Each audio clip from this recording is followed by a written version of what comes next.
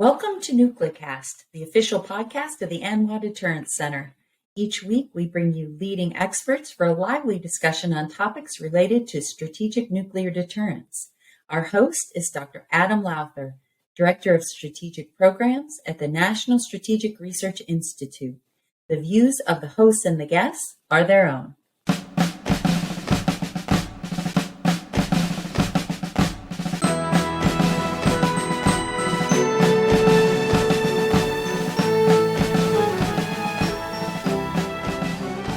Welcome back to another episode of NucleCast. Today, we are doing something a little different.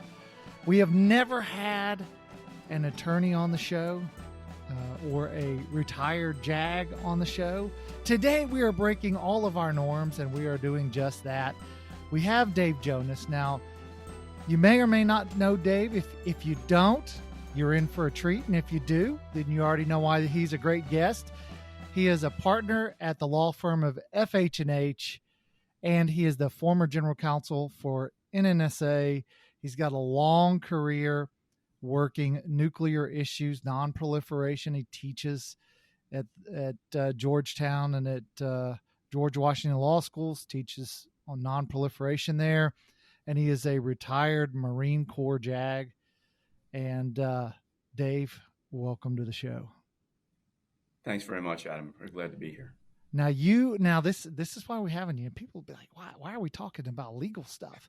But you just wrote an article that is about the ideas floating around that would change the president's ability to launch nuclear weapons. And, you know, it's a fascinating article, fascinating topic, and I'm pretty confident that our viewers are going to love this episode. Excellent. I hope so.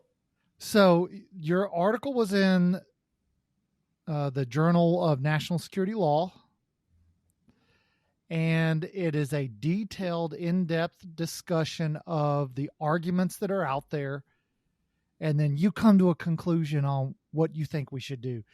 Can you give the listeners a synopsis of the article and your conclusions? Sure. Thanks, Adam. And the article, the law review article that just came out is a kind of full expose of the initial article that came out about a year ago in Arms Control Today, a much shorter version of this current article, with absent a lot of the legalese in there.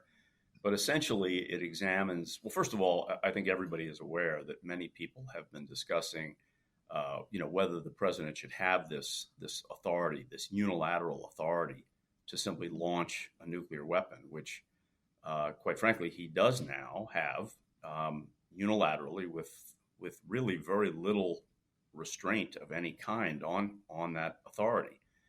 And we're talking about here, of course, a first strike. In other words, we deal in the article with, of course, a second strike. If we're already under attack or an attack appears imminent or something like that, then this would not apply. But in the case of the president simply deciding unilaterally to launch a first strike, many people have kind of gotten nervous as they look back over presidential history and they see President Kennedy, who was under the influence of painkillers for much of his presidency, President Nixon, who was often drunk during his presidency, particularly during the Watergate times when he was obviously under a lot of strain.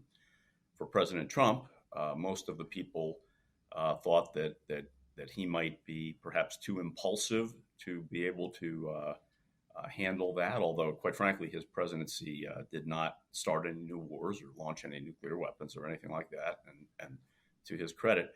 And when I heard this in the Trump presidency, I thought, gee whiz, that's just the Democrats saying this about President Trump. But yet those same voices maintained that position when President Biden became president.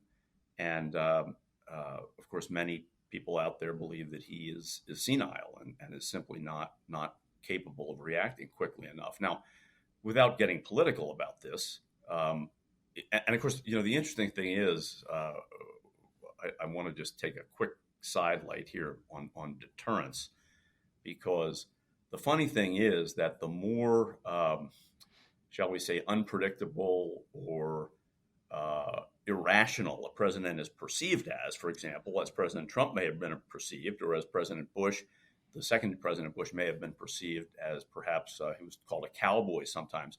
That's actually better for deterrence, quite frankly, because our enemies Absolutely. then are not really sure, when he's going to push that button. And there's no button, but give the order. Whereas a president like President Obama or President Biden, who is viewed as perhaps much cooler, or perhaps much less inclined to a use of nuclear weapons or to that kind of an impulsive action, is not as good for deterrent purposes. So that's just an interesting sidelight on that I think it's important to mention. But from a perspective, this got me thinking about it, because when those same voices made the same argument for President Biden, then I really began looking hard at this issue and saying, there's something there. So in doing research, we came across a number of and my co-author on this article, Bryn McWhorter, who is a lawyer out in town at one of the big law firms and was one of my students at GW Law School. When we did the research, we came across all these different proposals that are kind of out there about having other senior actors in government have a handle on this, including maybe the Speaker of the House to concur, or the big major players in Congress, the majority leader and the minority leader, those kinds of things in the Senate, and then even a proposal about having Supreme Court justices play a role in this. And all that to me seems a bit silly when you're going to bring in the Supreme Court that is kind of configured to produce opinions in a matter of months, not a matter of seconds, like you literally have to decide on a nuclear weapon launch. We look at Dr. Strangelove, which is one of my favorite movies that I show to my class every year. And of course, we see, they have about 30 minutes, and that you see the planes moving as they try to make this decision. In this age of hypersonic weapons and cruise missiles and submarine-launched ballistic missiles, there is not that kind of time to make these kinds of decisions. And so decisions have to be made quicker. Now, of course, we're talking about a first strike here. So for the president, who has that unilateral authority, the question is, are we comfortable with that? I think each listener should ask themselves, are you comfortable with one person who may be having a very bad day, or maybe under the influence of alcohol or painkillers or drugs or God knows what? Should that person, who is human just like us, and we all have bad days, have that kind of authority to unilaterally launch and get us into a possibly world-destroying end-of-world event? And when I really thought about it, I believe no, that should not be the case. So then how do you limit that authority solely for first launch? So when we looked at the options here, of course, bringing the Supreme Court in just seemed silly. I dismiss that rather out of hand. When you talk about bringing in the Speaker of the House, when you have different political parties, we all are somewhat familiar with the relationship or non-relationship, perhaps, between President Trump and Speaker Pelosi. I mean, could you imagine having to have those two consult? They didn't even speak for over a year. So that's impractical. Yet, on the other hand, you don't want the president going to someone who works for him, certainly not somebody too far down the bureaucracy who could be cowed by presidential authority. So it's got to be somebody very senior. And the vice president, of course, is in the presidential chain of command.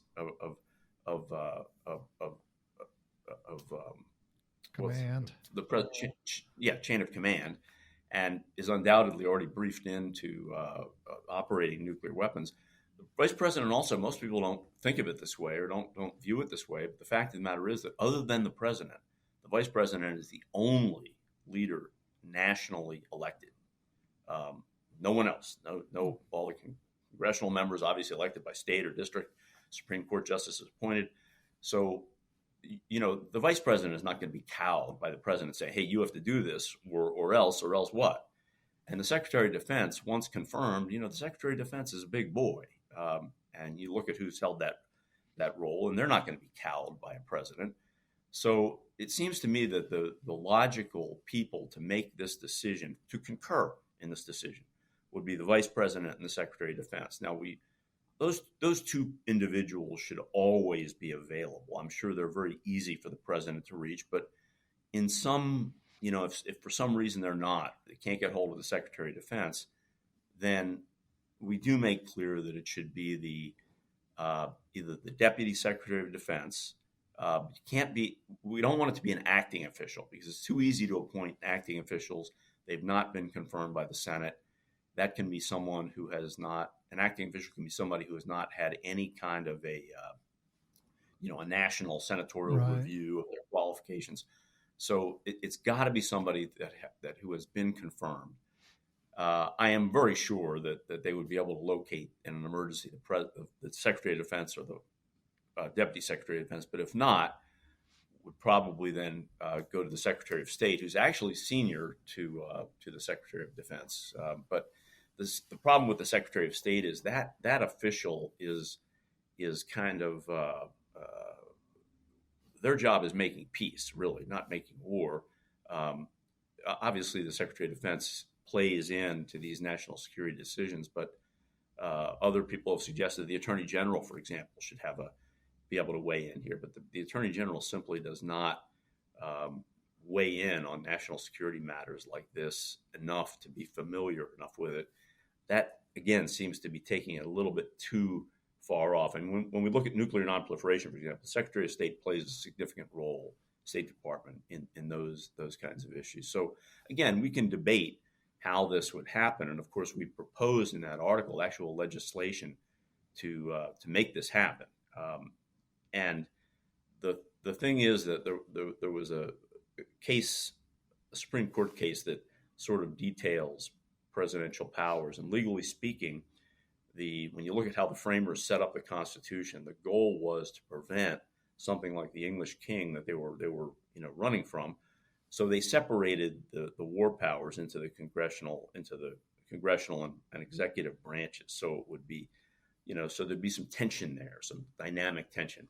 And the way the Supreme Court listed it, the Supreme Court would always defer to the executive branch on. That's another reason why the Supreme Court, to have them play in this, is utterly ludicrous, because the courts have made clear in the past that such actions are to be handled by the political branches, not by the judicial branch.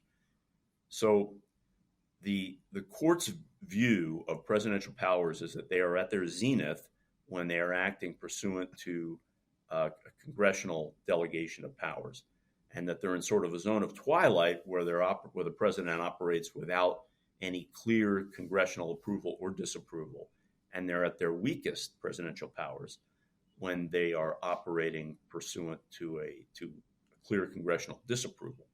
So there's that tension there. And so if there was legislation passed that made clear that the president would need to obtain this concurrence, I think it would be viewed as reasonable, given that those two officials are in the administration.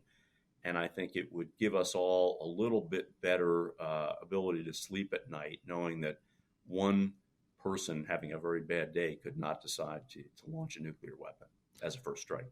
So your ultimate conclusion is that you do think there needs to be a check on the president's authority to launch. So if that being the case, if you don't mind, I'm going to push back on you a little bit.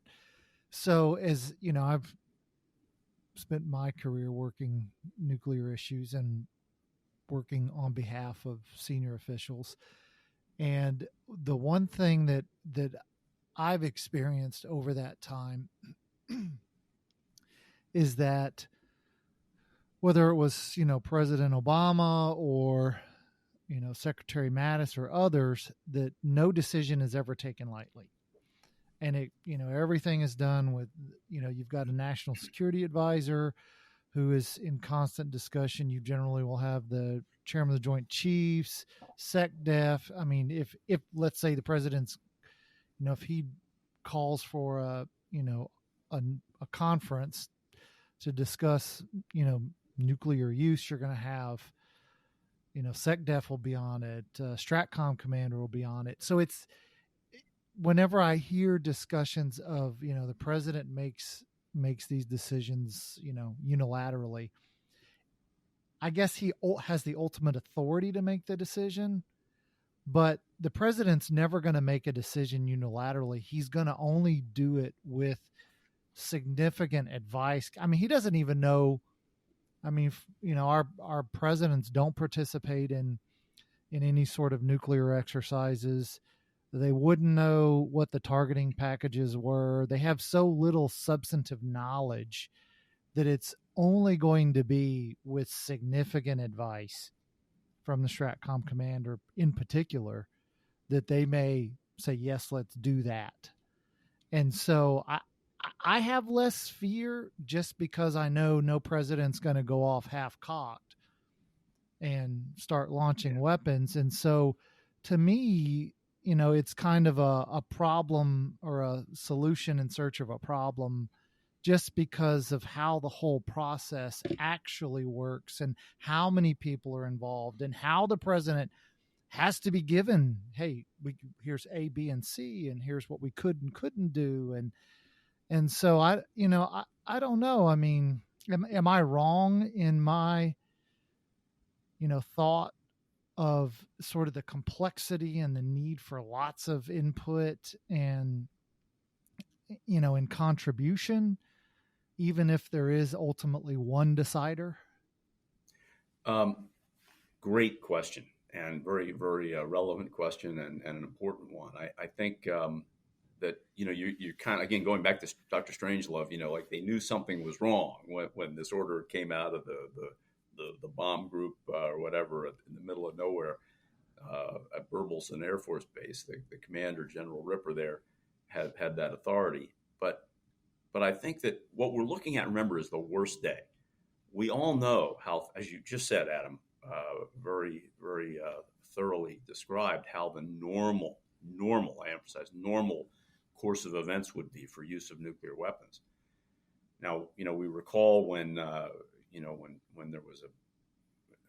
there was fear, I think, that President Trump might, do something crazy. And I think we saw the chairman of the Joint Chiefs of Staff, Milley, go to several people and sort of insert himself into that chain of command. Well, from my point of view, that was an illegal action. He had no authority to do that. He's Absolutely not in that chain of command. He's an advisor. But, so these are the things that can happen when people perceive that there may be a risk. But be that as it may, I do think you're right in the sense that if the order just came down and everybody, is hearing their radios on, like in Dr. Strangelove, they know nothing's on the news, they know nothing's going on. All of a sudden they're just sitting there, watching, reruns of Breaking Bad or something, and they all of a sudden get this order to launch. I think people are going to question it, but the problem is they're trained to follow the order when it comes down. And there's all these processes to verify that order from the codes and the launch codes and then the turning of the keys and all these things that have to happen. So I think the question then becomes, as the order travels, down the chain of command to Stratcom and to the guy in the missile launch or on the submarine, are they going to launch it? And that's always the question. I mean, when you get down to that level, to the guy who actually is truly turning the key and launching the weapon. But yet, what we're talking about here is the rare case, not the normal case, not where things happen normally, where there's all the appropriate consultations and everybody's involved and everybody knows something's going on in the world where we might need to launch a nuclear weapon or we might need to go to war. We're talking about a day like today where the sun's shining, everything's normal, and all of a sudden the president just goes off the rails and says, we're going to launch. Have we ever had a day like that? I mean, have we? No. But yet we deal, particularly in academic settings, we deal with possibilities, and we deal with the possibilities that legal authority grants. And that's where this becomes very relevant, because that legal authority exists for the president on a nice day like this, where there's no threat on the horizon, no meetings going on. Maybe it's a weekend, maybe everybody's out golfing, and there's no threat of anything on the horizon. The president says launch. That's the circumstance that we're dealing with here, because that legal authority exists. It So- does, so- but you're still going to have a presidential decision conference. You're still going to call in the SecDef. You're still going to call in the Stratcom commander. You're still going to do you have to do all those things. And so I just wonder, my challenge is, I mean, I understand politics are politics, and Sure. that Sure. if you go back and pull out, I've thought about writing an article sort of on this topic that discussed what they said Reagan was going to do. Because if you go back and you read the New York Times articles and you read the LA Times and the Washington Post, and Reagan was going to kill us all. The foolish American people elected this crazy cowboy who was going to kill us all. It's a no-brainer. It's going to happen. And then yet he was the one guy who tried to eliminate all nuclear weapons. Yes. So, I mean, I guess I worry a lot about second and third order effects that we can't predict. And so I now have a system, and I appreciate you writing the article, because it's an important topic to talk about. And, not talking about it doesn't really, it's not iron sharpening iron if we don't write and talk about it. But I wonder if we've never had sort of a close call on this one, where, you pick a president, just got pissed and said, I'm going to nuke those SOBs, that never has happened. Then I wonder if you then create legislation, what could happen that we don't foresee. And that's sort of where, because Washington's kind of a vicious place, and there's lots of personal agendas and aspirations for power that are taking place on any given day. So I wonder, what is that second or third order effect that we're not predicting, that'll take a system that we've never even had a close call. Trump was sort of similar. He, I just finished Mike Pompeo's, book, and near the end of the book, he says, hey, listen, Trump said he was going to do these things, and he never started a war. He got us out. He did what he said he was going to do. And it's a fair point to make, that the ones who seem to be the biggest cowboys tend to be the sort of the most conservative in the use of military force. Yes. Yeah, that's an interesting observation. You're right. I have not read that book, but that's I'm not surprised that that's what he says, because it's all true. But I mean, if you look at when nuclear weapons were actually considered, I mean, you look at, MacArthur had recommended their use in the Korean War, in the Cuban Missile Crisis. The military was pushing for use of nuclear weapons on Cuba, and so in that instance, there you have kind of the bureaucracy, so to speak, or those surrounding the president actually pushing for nuclear weapons, and the president saying no. Right. And here we're talking about an instance where where nobody's saying use nuclear weapons, and the president says use them. Now, so the question then is everyone going to, simply walk away from the table and say, we ain't doing that? And of course, ideally, that would be the right response, given that there's absolutely no reason to use nuclear weapons, and that the president is unbalanced. That's actually perhaps an argument for the application of the 25th Amendment, that the president's lost his mind, and, the cabinet can vote and push the president out.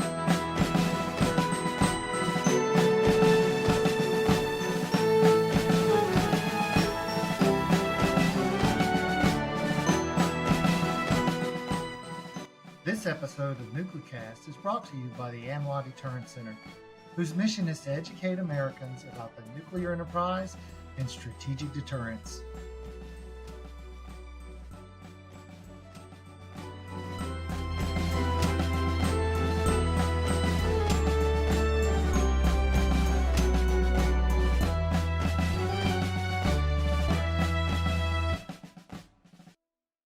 So is that then the solution? Do we have an existing solution? Like, if we have a clearly crazy president, right? People said Reagan had dementia. People are now saying, Biden has something similar just because of age. And so if, Yep. in conservative circles, everybody thought that, they were dead set that Kamala Harris was going to ultimately be the president because they were going to remove Biden, and it was a conspiracy and, whatever.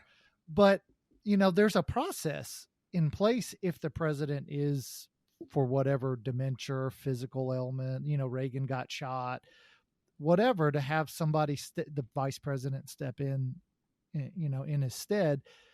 And so I wonder, because, whenever I look at scenarios, like I've done some future studies for the Air Force. And as we look at futures, we're looking at trying to build sort of real futures that are tangible futures. And I wonder, what is that real tangible future in which the case you're worried about comes to fruition? Like, what do you see as whether it's Biden or whether it's Trump, whoever, what's that real tangible scenario?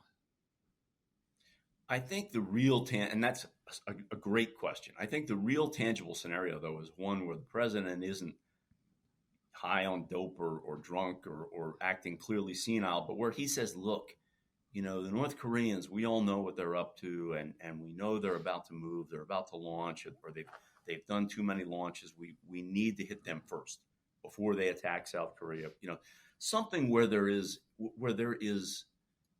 a plausible that makes sense from a national security standpoint.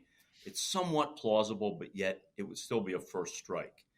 And you could actually see an instance where there might be a number of people in that inner circle agreeing with that proposed course of action. In other words, something not so totally outlandish that there's no basis for it at all. In fact, could it be China's rapid buildup? Could it be an attack on Iran, where they're about to launch on Israel, that kind of thing, and put the Middle East on aflame? So it could be that. That's the kind of scenario that I worry about in this context, where there's not, where it's not so clearly an insane thing to do, but there's at least a plausible and semi-rational argument for it, although most might not agree with it. And everybody might be scratching their heads, but the president's convinced this needs to be done, and he's talking rationally and seeming rational. He's not seeming crazy. And he's making sense, and he's convinced we need to make this first strike. We need to do it now. And he's presenting it plausibly. Do you see? So what then? Do you see, like you said earlier, that once we're under attack or imminent attack, that the president would be able to defend the nation, to act? What kind of mechanism would you propose that would distinguish, free to use nuclear weapons, not free to use nuclear weapons? How do you distinguish between those two such that very clearly this is an instance in which you need to get, vice presidential approval? This is an instance in which you do not. Yeah, we actually set that forth in the proposed legislation, where we separate the first use from second use, where in other words, where the United States contemplates the use of nuclear weapons in response to a nuclear attack launched against its U.S. territory, its forces, or its allies, or an imminent threat of such attack, any use will be deemed second use. So we actually make that definition clear to separate first use and second use in the proposed legislation, because I think you have to do that. I think there's got to be a clear line of demarcation between where you're cutting off presidential authority and requiring concurrence versus when the president not only can respond, but has a duty to respond if you're either under attack or an attack is imminent. Another article I've been working on is, which should be coming out soon, is the Caroline Doctrine, which talks about when you can attack preemptively in self-defense. And unfortunately, the Caroline Doctrine, a legal doctrine developed by none other than Daniel Webster when the prevailing weapons were muskets and bows and arrows. Here we are in an age of hypersonic missiles, and we're still talking about the Caroline Doctrine being applicable. It makes absolutely no sense. So that's an issue for another day. But you understand that there has to be that that possibility of striking first where an attack is viewed as imminent. Sure. All the intelligence says, you can literally see them firing up their launchers or whatever it may be. I wonder, it's I'm sort of fired up here lately, and it's got me thinking about the regulatory state, where you have legislation passed that sort of has a finite agenda. And then once the regulatory state gets involved, it creates a behemoth.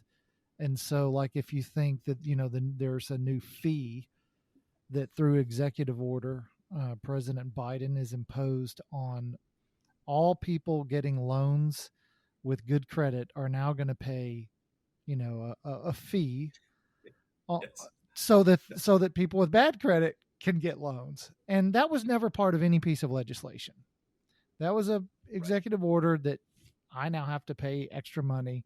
And so I wonder, that was well beyond any legislation. So your legislation may seem reasonable, but how can it go terribly wrong? Because I'm always concerned about how things can go well beyond what they were designed to do. Yeah, you're getting into, again, the legal concept there that you're referring to, of course, is Chevron deference, where the Supreme Court has always has set up a rule where courts are required to defer to the agency's expertise in defining their own regulations, which of course is where which to me, and I'm a conservative, it makes no sense to me, because we want the legislators telling us what to do, not bureaucrats, and that's the issue there. And we're about to see a Supreme Court ruling on that may well reverse Chevron deference. But of course, in this legislative proposal, essentially, this is the legislature saying to the president what I had referred to earlier from the Youngstown case, a Supreme Court case during the World War II era, about when presidential authority is at its peak, at a zone of twilight, or at its lowest. And if the Congress specifically legislates and makes clear its intent that the president is not to launch a first strike unless he has the concurrence of the vice president and the secretary of defense, then I believe that it would be very difficult for him to do that. Then I believe that there would be a rational basis for people in the administration, including the president, the vice president, and the secretary of defense, to say to their subordinates, no, don't launch. He doesn't have our concurrence. So, because it's right there in the legislation. So that's a different story than the HUD saying, okay, you have great credit, so you're going to have to pay more. Yeah, that's the regulatory state run amok, in my view, where an agency or the executive branch in proposing regulations is simply going beyond the legislative intent. Yeah, and man, this is a great topic. I wish we had twice as much time, but it also makes me, think back to, if you go back to the first use of a nuclear weapon, the secretary of the chief of staff of the Army wrote a letter that then authorized General Spots to, launch and then drop nuclear weapons at a time and place of his choosing. So, and it was an open letter. So command and control has come a long way since then. But I wonder, during the Cold War, we had low yield and tactical nuclear weapons in Europe, in particular, in Korea, that, there was pre-delegation authority. And I wonder, we may come to a time here soon with the Chinese breakout and the Russians and with the North Koreans, where we may reconstitute that tactical arsenal, and you may or may not have sort of a pre-delegation authority again. It's a possibility. It's probably, I don't know if it's 50-50 or 90-10 or 10-9, whatever, but I wonder, would this sort of preclude any ability to have pre-delegation for, battlefield commanders? So, for example, if the North Koreans decided to come south, or if there was an attack on Guam, or, there's different scenarios, attacks on NATO.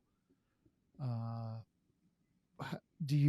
do you see your ability to actually warfight? Because my fear is that the more constraints you put and the more the adversary doesn't think you will actually warfight. I mean, people say, oh, nuclear weapons exist to deter the use of nuclear weapons. And I say, no. Nuclear weapons exist to fight and win a nuclear war. And the day that your adversary doesn't think you plan to fight and win a nuclear war, your deterrent is ineffective. So true. And so that's a great point. I'm always just concerned. I mean, I can empathize with your argument. It's not crazy. It's not irrational. It's a perfectly solid, sound concern that we would never want a president to make a terrible mistake that could lead us in a nuclear war. Absolutely perfectly reasonable thing to want. I always worry about those second and third order effects and what they might mean. And so I just, as we've gone long, but I wanted to get your take on that. And how do you constrain the system such that it does exactly what you've, written legislation for it to do? Yes.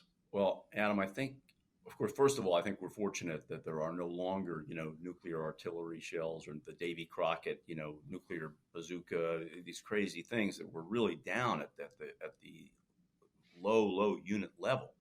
Of course, the Army and the Marine Corps now have nothing nuclear, and the Navy, only no surface ships have nuclear weapons. So really, you've got Air Force bombers, you've got the intercontinental ballistic missiles, and you've got the nuclear launch submarine launch ballistic missiles. That's it. So in that sense, we no longer have to worry about lower units, using some kind of minimal tactical nuclear weapon, battlefield intended nuclear weapon. They're simply not there. So I don't see that as a likelihood, given the weapons that exist in our stockpile right now and are out in the field. Man, what a great topic. I'm really glad you came on today, Dave. This was a great topic. I would encourage everybody to go read the article. It's a great article. It's well researched. It's a fun read. And, we'll have to have you back on in the future because you're now Nuclecast sort of legal specialist. And so now you belong to Nuclecast for legal special issues. And so we appreciate you signing up to do that. So we'll have you on again in the future. It was a great podcast. So thanks for coming, Dave.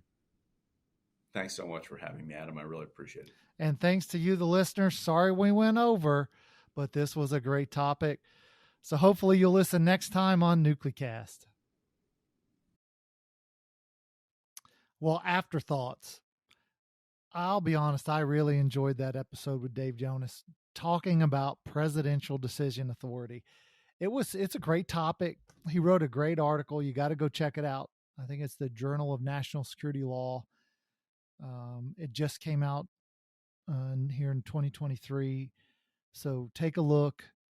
I'm not sure, like if you listen to the episode, I'm probably not on board with further restrictions, but it's a perfectly reasonable argument to make, and one that we, really should take a hard look at because we want to get it right. And so, you got to consider all options and all opportunities, and, iron sharpens iron, and hopefully you come out making the best decision possible. So great article, great chat. I hope you enjoyed it as much as I did. This has been a production of the ANWA Deterrence Center. Our executive producer is Kimberly Charrington, and this episode has been engineered and mixed by David Krumthal.